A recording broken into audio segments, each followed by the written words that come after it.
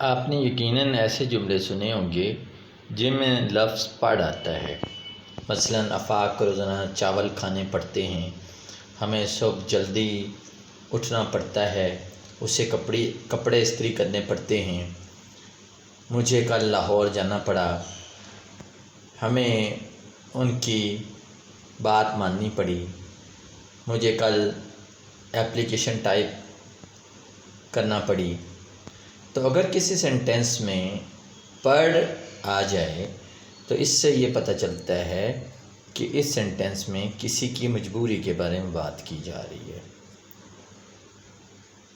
جیسے آفاق کو روزانہ چاول کھانے پڑتے ہیں، اس کا مطلب یہ ہے کہ اس کے پاس کوئی چوائس نہیں ہے، اس کی یہ مجبوری ہے کہ وہ روزانہ چاول کھائے۔ دوسرا سینٹینس ہے مجھے کپڑے استری کرنا پڑتے ہیں، اس کا مطلب یہ ہے کہ میں خوشی سے تو کپڑے استری نہیں کرتا، لیکن یہ میری مجبوری ہے۔ مجھے کل لاہور جانا پڑا، یہ بھی مجبوری ہے، جانا پڑا۔ جس سینٹینس میں بھی پڑھ آ جائے تو آپ یہ سمجھ جائیں کہ اس سینٹینس میں کسی نہ کسی مجبوری کی بات کی جا رہی ہے، ٹھیک ہے، چاہے وہ کوئی بھی مجبوری ہو، ٹھیک ہے۔ آپ سمجھ گئے ہیں کہ اگر کسی بھی سینٹینس میں لفظ پڑھ آ جائے تو اس سینٹینس کی ٹرانسلیشن کرنے کے لیے ہمارے پاس کون کون سے الفاظ ہیں۔ اگر پریزنٹ میں ہے تو ہیز ٹو یا ہیو ٹو فرسٹ فارم کے ساتھ۔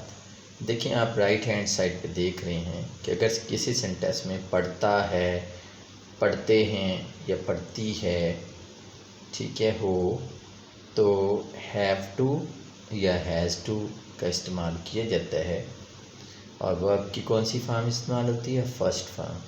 یہ یاد رکھیے گا کہ اگر کسی سینٹینس میں ٹو آیا ہوا ہے تو اس کے بعد ورب کی فرسٹ فارم آتی ہے، ٹھیک ہے۔ اب اگر ماضی میں ہو، جیسے پڑھا، پڑھی، پڑھے، پڑھتا تھا، پڑھتی تھی، ٹھیک ہے، اس میں آپ نے کیا لگانا ہے؟ Had to. ورب کی کون سی فارم؟ فرسٹ فارم، چاہے ہیز ٹو ہو یا ہیو ٹو یا ہیڈ ٹو یا ول ہیو ٹو یا شل ہیو ٹو، چونکہ ان کے ساتھ ٹو لگا ہوا ہے تو اس لیے سب میں ہی ورب کی فرسٹ فارم آئے گی۔ اب تیسری صورت یہ ہے کہ فیوچر میں اگر کوئی مجبوری ہو، اس میں کیا آ جاتا ہے؟ پڑھے گا، پڑھے گی، پڑھیں گے، ٹھیک ہے۔ آپ کو نظر آ رہا ہے کہ پڑھے گا، پڑھے گی یا پڑھیں گے کی صورت میں کیا لگانا ہے؟ ول ہیو ٹو یا شل have two plus first form, ٹھیک ہے۔ پریزنٹ میں پڑھتا ہے، پڑھتے ہیں، پڑھتی ہے، اس میں ہیز اور ہیو کے ساتھ ٹو لگا کے ورب کی فرسٹ فارم لگا دینی ہے۔ پاسٹ میں پڑھا، پڑھی، پڑھے، پڑھتا تھا، پڑھتی تھی، ٹھیک ہے، اس میں کیا آپ نے لکھنا ہے؟ ہیڈ ٹو، اور ورب کی کون سی فارم آ جائے گی؟ First form. اب سینٹینسز کی طرف آتے ہیں۔ پہلا سینٹینس ہے آفاق کو روزانہ چاول کھانے پڑتے ہیں۔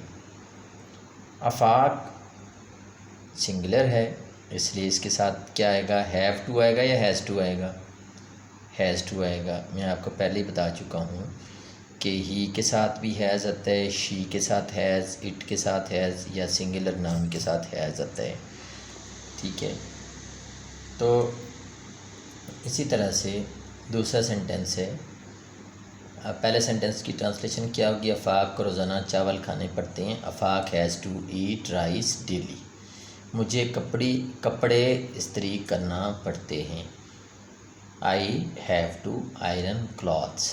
اب آپ غور کریں کہ ہیز ٹو اور ہیو ٹو کے ساتھ ورب کی فرسٹ فارم لگی ہوئی ہے۔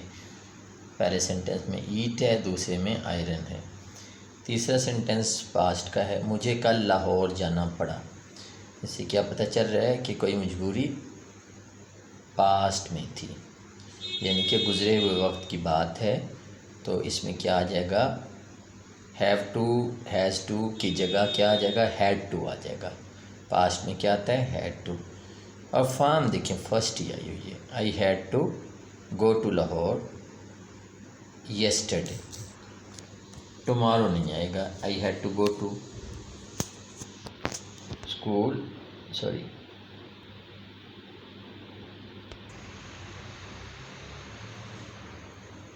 اب دیکھیں سینٹینس مجھے کل لاہور جانا پڑا.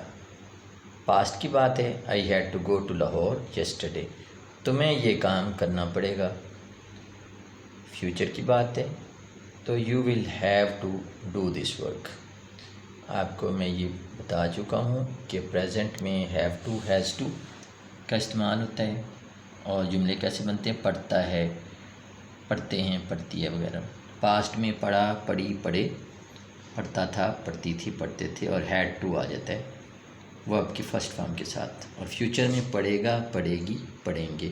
اس میں بھی ورب کی فرسٹ فارم کے ساتھ ول ہیو ٹو، شل ہیو ٹو کے ساتھ ورب کی فرسٹ فارم استعمال ہوتی ہے. ٹھیک ہے، اب آپ کو سمجھ میں آ گیا. میں امید کرتا ہوں کہ آج کی ویڈیو آپ کو اچھی لگی ہوگی. اگر آج کی ویڈیو آپ کو اچھی لگی ہے تو میرے چینل کو لازمی سبسکرائب کر لیں. ویڈیو کو لائک بھی کریں، اپنے دوستوں کے ساتھ شیئر بھی کریں. خاص طور پہ اسکول گوئنگ جو آپ کے بچے ہیں یا دوست احباب ہیں، کالج گوئنگ ہیں، تو ان کے لیے کافی مفید یہ ویڈیوز ہیں، کیونکہ میں نے بہت سمپل انداز جو ہے اپنایا ہے. اور میں اس طرح سے سکھانے کی کوشش کر رہا ہوں کہ گویا کہ میرے سامنے جو سیکھنے والے ہیں وہ 6ٹھی 7ویں 8ویں کے اسٹوڈنٹس ہیں.